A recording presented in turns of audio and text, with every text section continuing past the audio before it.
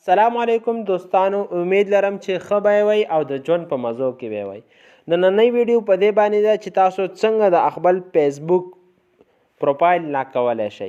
نو ډیره سمپل طریقه ده. پروفایل چې کله تاسو لاک کوئ نو ستاسو آی ډي به بالکل هیڅوک نشي کتلی. نو موږ به د دې دپاره تاسو ته دا یو اپشن ښکاري، دا 3 ډاټس، په دې باندې به کلیک کړو.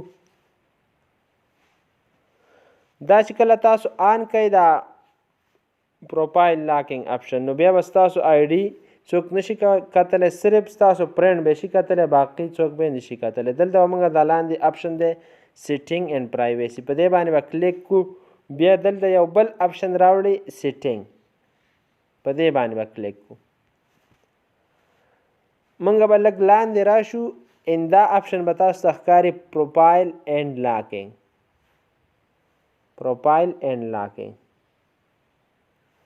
په دې باندې چې موږ کلیک کړو نو موږ ته به یو لاندې دا لاک یور پروفایل، په دې باندې به کلیک کړو، لاک یور پروفایل.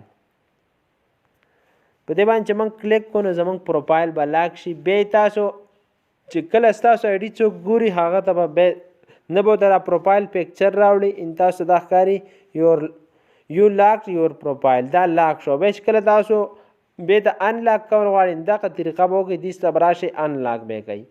نو که ویډیو مو خوښه شوې ویډیو لایک کړئ، چینل هم نه سبسکرایب کړی چینل سبسکرایب کړئ او زموږ د فیسبوک پیج هم ورسره لایک کړئ. تھینکس فار واچینګ.